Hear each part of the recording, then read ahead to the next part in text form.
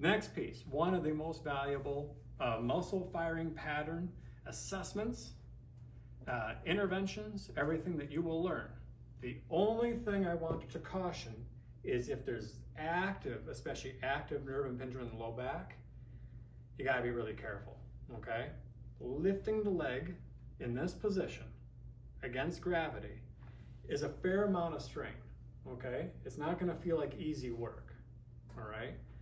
So if there's something going on here, and if them lifting that leg elicits pain in a way that's beyond just like muscle tightness, then we need to defer to caution and avoid that and maybe think of something else.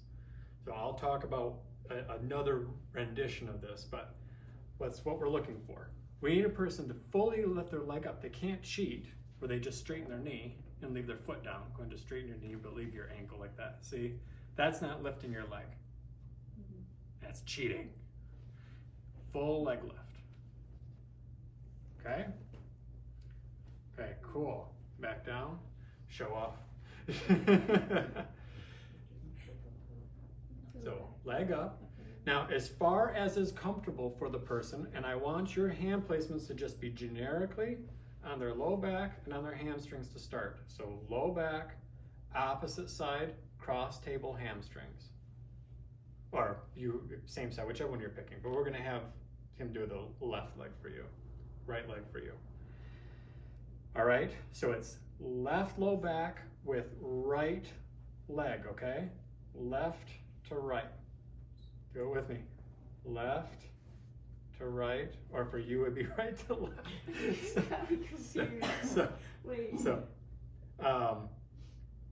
Yeah. If I was standing on this side, you're good right now. Okay. Okay. When they lift this leg, I don't want it to feel like this low back is doing something too crazy, like their pelvis is turning. I want this to be mostly about the hip and not for them to do like a big crazy turn. So, okay, go ahead and lift for me. Okay, good. Good. Little lift and just hold. Little lift, hold. Right there is a test. Okay, good. Back down. If they can do that and it not be causing anything too, too uncomfortable, just holding in gravity, that's already your muscle test, right? They don't have a major nerve pinch going on. Okay. Another quick orthopedic test you could do here if you were worried is a little bit of pressure into the sacrum. If just a tiny bit of pressure, we're talking, maybe 10-ish pounds. If that elicited any kind of nerve signaling, then you either need to really be careful and avoid and then refer, or maybe it's just refer. Right? Somebody gets on the table and they can't lay and you can't apply pressure on the sacrum. That's a red flag. Okay. Now, flip it. This would be more reflective of what you're doing. I'm feeling this side, the right side low back with the left leg, left upper hamstrings. Make sure your placement's on the upper portion of the hamstrings, not too much down on the knee. Okay, lift this one. We're not applying pressure. Good, down. Let's just compare the two.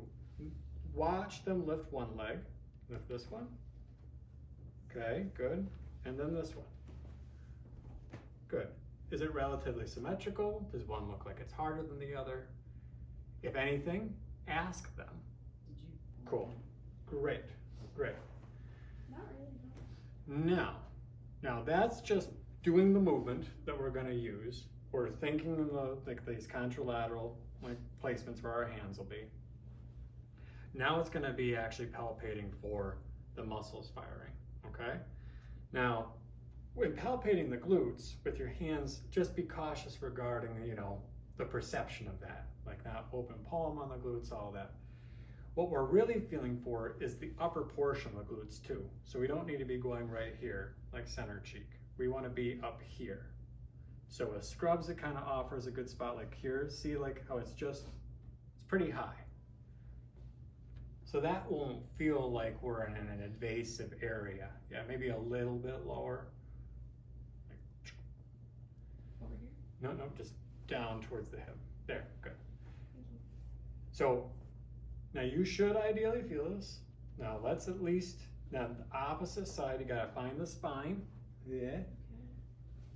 I'm on the left spine and then the right glute. Okay?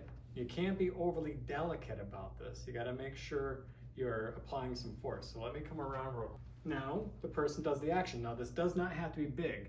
The thing I would coach further is that you need to teach them to make sure they're clearing their leg off the table. But once they understand that, the movement does not have to be very big. It can be just enough to have it cleared off the table into hyperextension. So little lift, Sarah. Okay, good. And then back down. Now slow it way down. Have them like go super slow motion. Lift the leg and down. And try as best you can to feel. Now that makes sense in his story. Yeah. Now flip. Feel the other side glute to the opposite side low back. And the other leg. And again. Good. Sarah's more of a co-contractor. That's like the glute first. Making sure, good. Thank you for placement. Yep, make sure. Their clients on the table, make sure they're pushing the right areas. We're talking about three muscles. We're going to be talking about lumbar erector spinae, then opposite side, gluteus maximus, proximal hamstrings. But you might as well, people do palpate all three at once, but that's amazing. Start out one hand for each muscle. Then you can feel bump, bump, or bump, bump. Maybe it's at the same time, but only do like 3, maybe 4, and then just go with your intuition. Because if you go beyond that, you turned it into an exercise and it's already changing. And you don't want to make it uncomfortable. Okay, same side, glutes versus proximal hamstrings. This is a good excuse for me to teach you more about understanding where those hamstrings actually are, because they split at the knee, the hamstrings. You have bicep femoris on the lateral side of your leg, okay, and it attaches over onto the lateral side of the knee. The other two, semitendinosus, and then underneath of it, semimembranosus, tendinosus on top, is on the medial side. It attaches on the medial side of the knee. They both come together and attach onto the ischium. So quite medial. They split at the knee, they all come together here. So they track this way. So when you're palpating for these hamstrings, you can't be over here. Gotta be over here. And I'll go so far as even using like a soft fist, so it's not, whatever. Doesn't matter, but if fingers make more sense to start, that's fine, but it does not necessarily have to be fingertips for palpation. So let's palpate proximal hamstrings and glutes. Now when they do the action, if you're not on it, then you move your hand in and you'll find it. So small lift to that right leg. Cool. Back down nice and easy. As you have them do the active movement, that in itself can be you figuring out where that muscle is, right? But if you have them actively shorten, it's like, oh, I feel it there. That's obviously where the hamstrings are because that's where you felt it change shape. So these two, it's okay if they co-contract. Go ahead and lift, Sarah. She's hamstrings first. Okay, back down. Okay, this side, real slow. Hamstrings first, but that looked harder. Okay, again. Okay, back down. One more. Co-contraction. This one clearly hamstring dominant.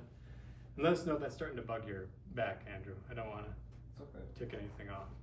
Okay.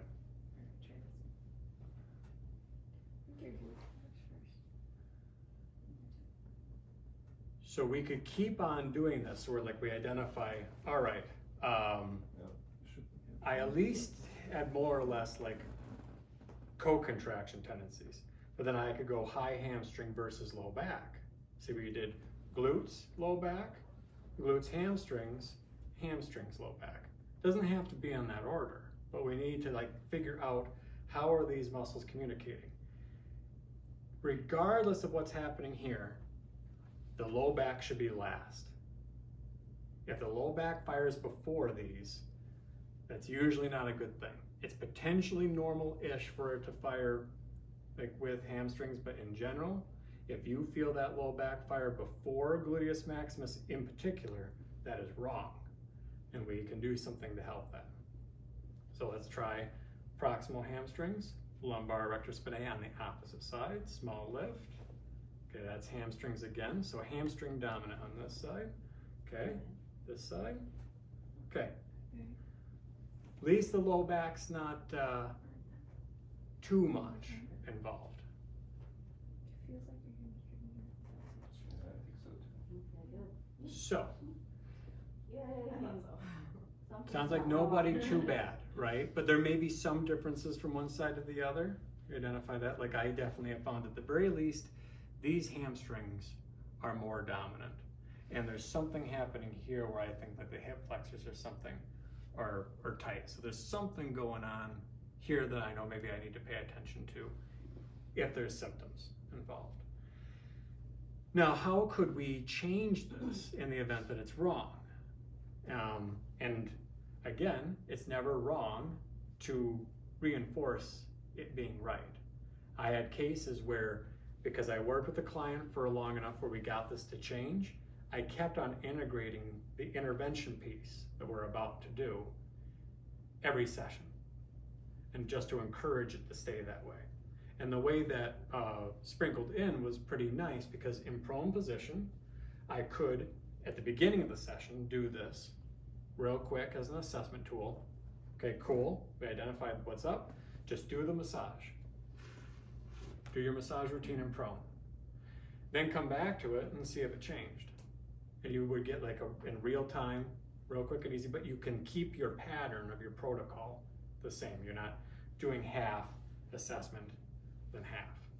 For you, I think it fits better to do it at the beginning or the end of the position, okay? Now, the next part would be, this body mechanics wise becomes a place to think about how to work on these low back muscles better, okay? You've heard me say that like sometimes sideline is a better way to get good pressure into those low back muscles. You know, if this is too strenuous for you, then we'll find some other options. But the way they're laid out, here's Sarah's spine. Wow. Those erector spinae come real low, right? Essentially, you know, interface right into the sacrum. So I'm going to try to apply pressure here, but I'm going to do it in such a way where my force is going up that way. As opposed to, this is breaking the rules of what we first learned, most of your applications for good body mechanics are going to be like this. I'm going to be changing it up to be like this. Now you could apply pressure here straight down just fine, but you got to be right by the spine to be on those erector spinae. Okay? Now if this just doesn't work for you, I understand, and we can defer back to this one. But I feel like this one works better because then you have this hand to be over here and assessing at the same time. I reached a point where what I would do is I would use my forearm to palpate one side lumbar erector spinae, and I'd have this hand to be able to palpate glute and proximal hamstring, and I could assess this way. While this application ends up feeling really good because it pulls the structures up and away from the sacrum. So SI joint people, they're really like L4, L5, L5, S1 people. This just used to be a crowd pleaser. The application in that direction, everybody liked. So the way I have to do that though, is we're gonna be right by these bony landmarks. We're identifying, we come down the spine, we identify where the lumbar spine ends. We're looking for that, ideally, the posterior superior iliac spine. We're trying to kind of find this little triangle. See how like bone, bone, triangle? I want my elbow to be planted right there. It'll look like my elbow's planted right there, and then I'm gonna flatten out as I go towards the up and away from the sacrum. That should ideally feel like it's just pulling a little bit. I'm not gonna turn this into a big glide. It's just trying to do from here to there. real small. And all that ends up looking like is this. Here, I can find it quicker because I can palpate with my elbow instead of my fingers. I can go here, find it, and see how I start my elbow here and then I flatten it out. That's all it does. And I'll come around so everybody feels it. And then I'm on the erector spinae. And then you hang out there. Now, thing for good body mechanics, let that arm come over to the opposite leg. So you're squared up. That should give you a little bit more, like you're able to come right over your chest and apply your pressure more effectively here into your elbow. Honest statement here of what I did in a lot of practice is somebody comes in, they have low back pain. They get down on the table, I would just make sure they can do the leg lift without it causing pain. I go, okay. Yep. I do the massage. At the end of prone, over the sheet, I would come in and be like, all right, one more thing for your low back. And then I would do this stuff. And it would be just more time efficient because I'm already here. I already know, even if there's nothing actually wrong with the firing pattern, that this is going to be a good encouragement for glutes to be dominant relative to low back. So I would just be here, and then I would have them lift, and slowly back down. I'm going to have them move to the next position soon anyway. A little lift. Good, slow back down. And then I know if that firing pattern's good or bad. If it's bad, then I'll have them do that action a couple more times. If it's good, then I'll move on to the next one. A little bit. Go over here. At that same spot. Okay. Little lift. Slow. That feel a little bit harder. Yeah. Okay. Nice and slow back down. Okay. A little lift. Good. Slowly back down. Because that side was harder and was less efficient, I'm going to do 2 more. Good. Again.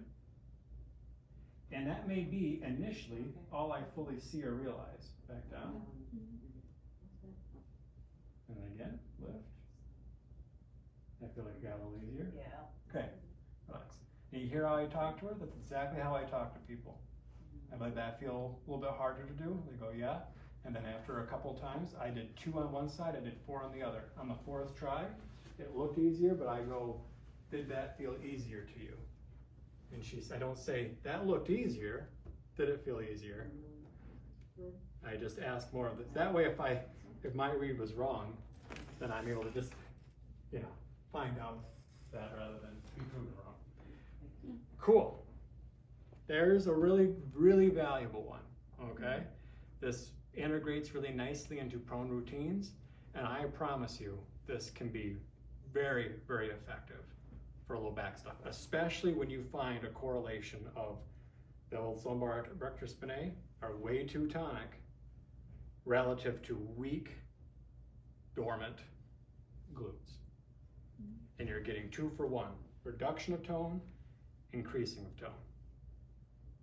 And that's always going to be a beneficial thing for people.